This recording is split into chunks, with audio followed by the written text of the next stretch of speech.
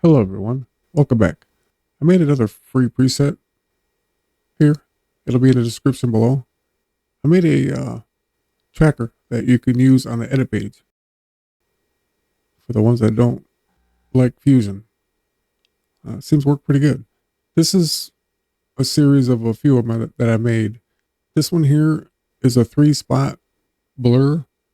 You can do one, two, up to three, one at a time or two and then three. You don't have to do them all at the same time. For like blurring out somebody's face or whatever you want to blur out in a video. You can put this on an adjustment clip or right on your media. Either way, we'll put it on an adjustment clip. After you download it, go to Effects, SDS 3-spot tracker. Drop it on, and by default, you'll see one spot in the center that's blurred. You want to turn the Fusion overlay on? Just switch here, turn it on and off. Just hit that little arrow and Fusion overlay, and that'll show all your trackers. Put the first one on there, add another one.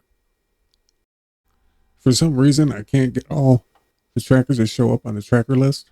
For whatever reason, I've selected every control in the macro for the tracker many times, and it never shows them all. So I don't think it's possible, but they are there. We just added this one.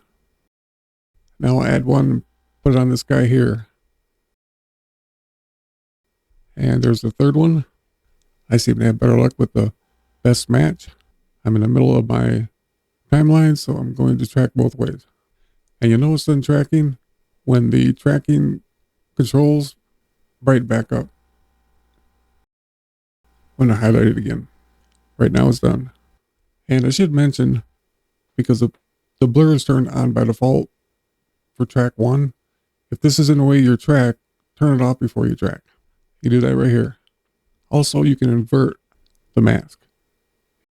You could do each one individually, but you can only do one at a time. If you do another one, it'll just cover up what's masked already. Then you want to go to this ellipse tracker 1. Right click on it, connect to, track path 1, position. And that'll put it right on the tracker. If you want to offset it, you have the ellipse 1, 2, and 3 offsets, X and Y. I'm going to move it up a little bit and make it larger. You can change the blur size here, how much you want it blurred. And again, you can invert it. Like I say, you don't have to do all three at once.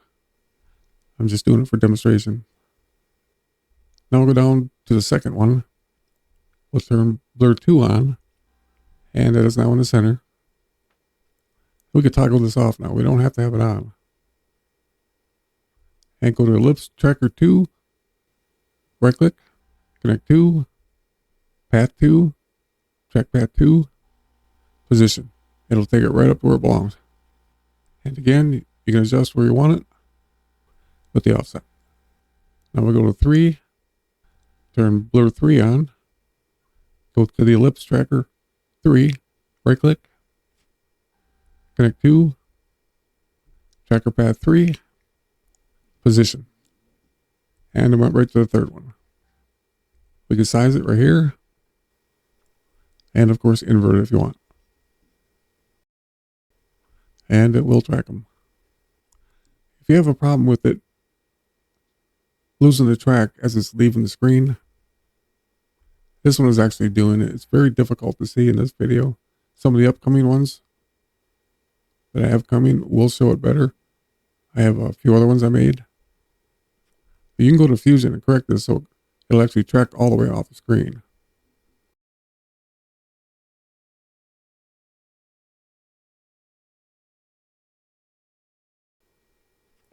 Over your spline, I want to find track 2 and select it. Zoom to fit. Like I say, this isn't too bad. Where it starts to turn is where it doesn't want to completely leave. If you delete them, highlight them, delete. Now you see the line is completely horizontal. Leaving, right click on the box, gradient extrapolation. Now you'll see the line is continuing upward. Like I say, it's very difficult to see with the blur. I do want to put that in there if you're having that issue.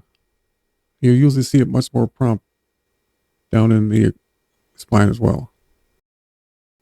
And now it'll go continuous completely off the screen. Well, there you go. Thanks for watching, and I'll see you in the next one.